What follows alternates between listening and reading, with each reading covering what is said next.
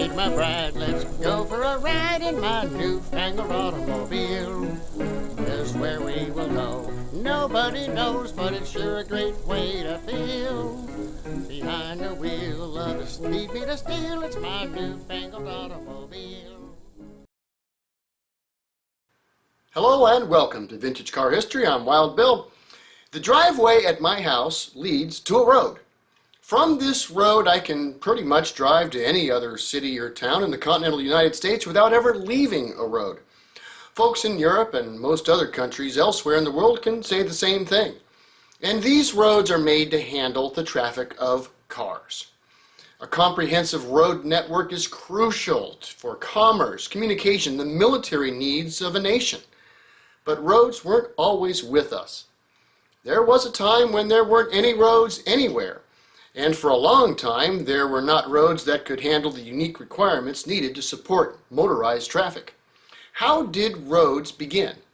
And how did they become the roads we now all take for granted? Let's start in the Stone Age. People traveled overland during this time, using either their feet or the feet of an animal they were riding. A road isn't needed for this kind of travel. A trail or path will do fine. Trails need little, if any, maintenance, and for the sure-footed are easy enough to navigate. If enough people or animals both follow the same route, a trail will be created by the footsteps of all and be established as a path. But then somebody many thousands of years ago got the idea of making a wheel and axle. This was a problem for a number of reasons. First, a vehicle on wheels is much wider than the average person, horse, or camel. Also, such a vehicle, loaded with passengers or cargo, is much heavier than a man or a single animal under load, and finally, a wheeled vehicle needs to roll on a fairly smooth surface without any significant obstructions. A path or trail won't do. Something else sprang up about the same time that also could use some roads: cities. A nomadic people need only trails and paths. Everything they have can be transported by themselves and their animals. However, once people began to settle down into permanent man-made dwellings in close proximity, the trails and paths between the houses and such became so trod that nothing would grow on them, which leads to the next issue. Water. Water is the natural enemy of trails, paths, and roads. Small plants and shrubs, grasses, weeds, flowers, and other such have root systems that help hold soil together. So when it rains, the plants can have a nice drink and the soil doesn't wash them away. But when somebody blazes a trail and it becomes a path, the plants that can be either easily cut away or trampled over will die in the process. But all those plants wouldn't be there unless there was plenty of rain. So once the ground cover is gone and all that remains is bare earth, the bare earth won't remain for long. Without the roots keeping it there, the soil will quickly begin to erode away. The paths and trails become muddy and unstable as each rainstorm removes even more of the soil until they're an unnavigable muddy rut. This isn't a problem if the trail is but a footpath. Just blaze trails around the issues and keep on trucking. But if you now live in a village, town, or city where it's going to rain, your home and everyone else's will be surrounded by perpetual mud. And if you are also now using wheeled vehicles to move goods from one town to another, a mud pit of a path will just make the wheels get stuck in the mud.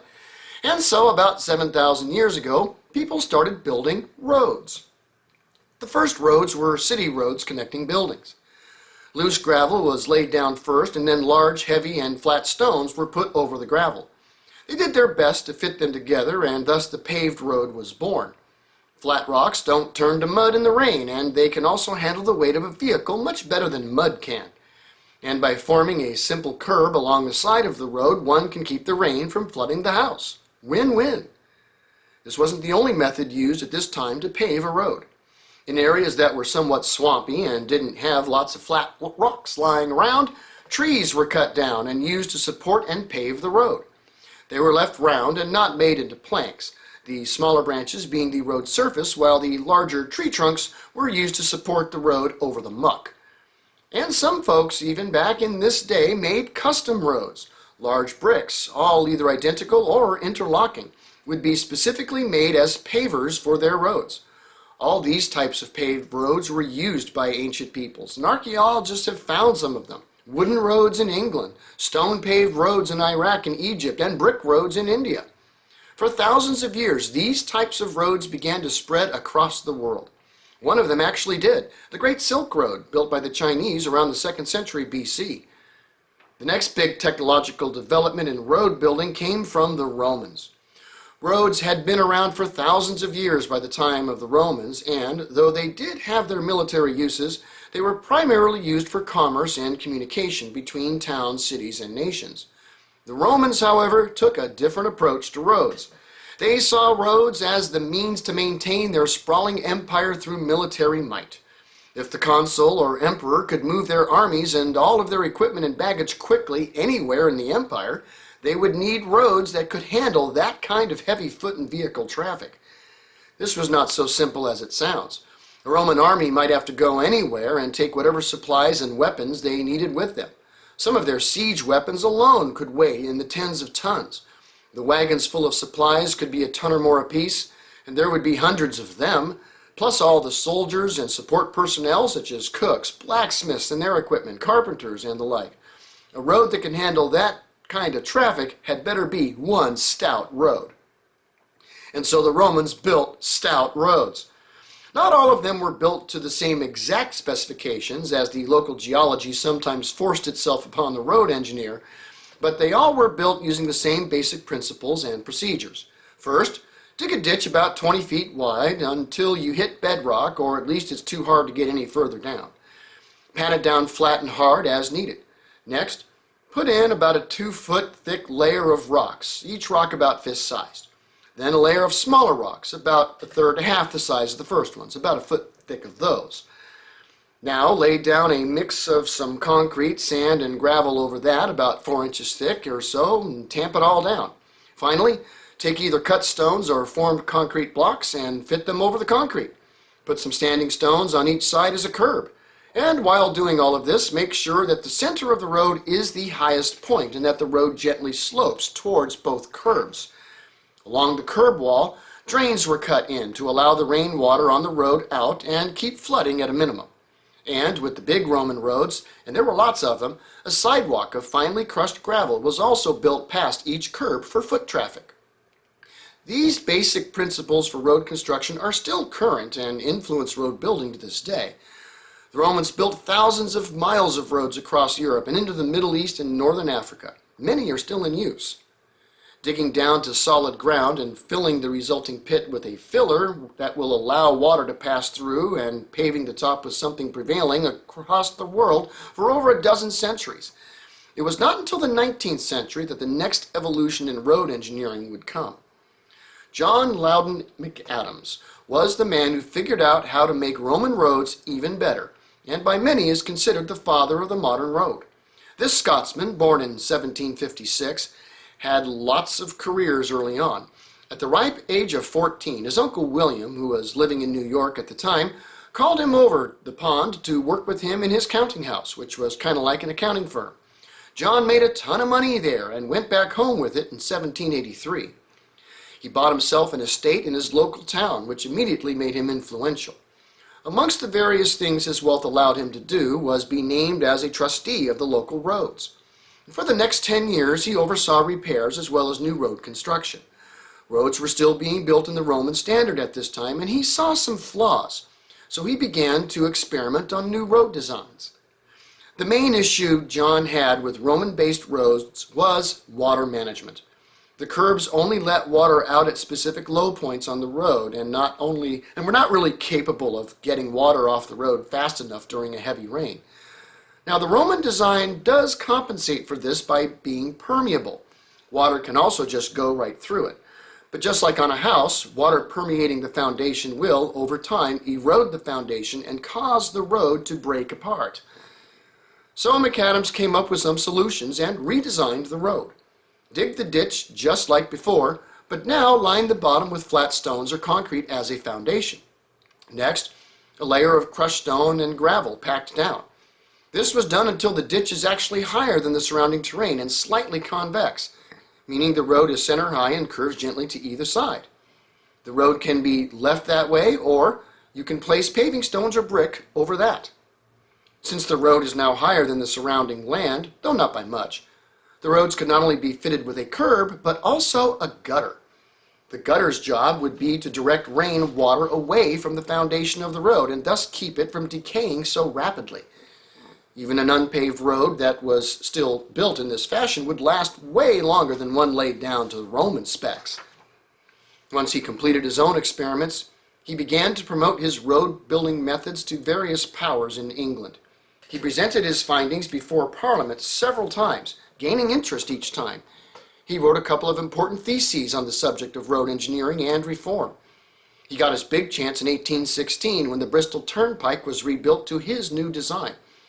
It proved so successful that towns all over England soon rushed to rebuild their roads his way. And they spread across Europe. Within 10 years, just about every country that had a significant road network, be it Roman or otherwise, began to convert to the McAdam's road. By 1900, just about every road in Europe was a McAdam's road. However, in the USA, Canada, Australia, and elsewhere, there were few roads at all. In the late 19th century, large countries with relatively small populations comparatively didn't have road networks. Some might have a decent railroad network, but you'll otherwise probably be on a path or a trail. Roads built to the McAdam standard might be found within a major city limit, but nothing that actually connects cities together. This is understandable since roads are expensive things to build from scratch. I mean, you gotta dig down, lay a foundation, put in a substrate, pave it, add gutters, and a curb. There's a lot involved. For the United States, it made sense in the mid-19th century for the government to support and help fund the construction of a national railway system. Railroads were fast, reasonably safe, and could be easily regulated and taxed, and could also be built with a lot of private money as well. A lot of fortunes were made through this. So by 1900, the USA was pretty much roadless. With railroads, the government had a company that paid not only for the land rights, but also, for the most part, the actual road and track laid down. Who was going to pay for a road connecting all the various cities and towns when you can already just take a train? Yes, it is true that toll roads have been making money in Europe for thousands of years, but if someone has to pay a toll, they might as well just get a train ticket and take a nap while you get there. Thus, the U.S. government was very reluctant to get involved in making roads. Getting the citizens to pay new taxes to make roads they don't need or want wasn't going to get far in the Congress of the day. It took the proliferation of the automobile in the earliest 20th century, as well as some world wars, for the U.S. to start taking national road work seriously. Speaking of cars, they are heavy and rather hard on road surfaces, and using brick or stone to pave them is a tedious process. Now, the idea of paving a road with bitumen or asphalt goes back some time, but it got its real start with the McAdam's road. The hard, crushed stone surface didn't always need to be paved with stones or bricks, but this was a bit dusty, and some enterprising worker decided to bind the crushed stone with tar. It made it repel water better and greatly reduced the dust. In 1824, the modern asphalt road was born. The Champs-Élysées was in need of a redo, and it was redone to the McAdam standard. But over the crushed rock, it was paved completely in asphalt mixed with pebble gravel. The road was smooth, quiet, and easy to clean, and has been the standard ever since. Though it took some time to get asphalt roads commonplace. Until the turn of the 20th century, just about the only way to get stuff was to find it.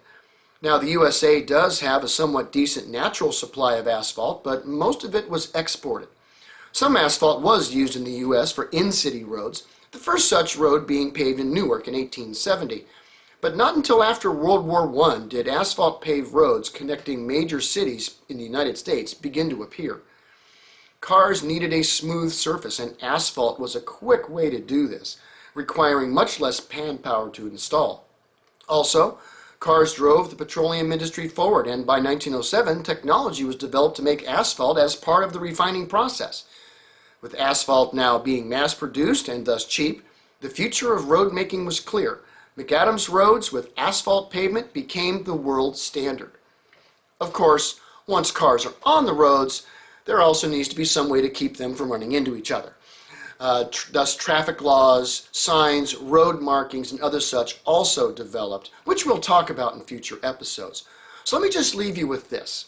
The next time you take a drive, give a thought to the road that you're driving on and the thousands of years it took to become the road you wouldn't otherwise even think about. Thanks for watching Vintage Car History, and we'll see you next week. Peace.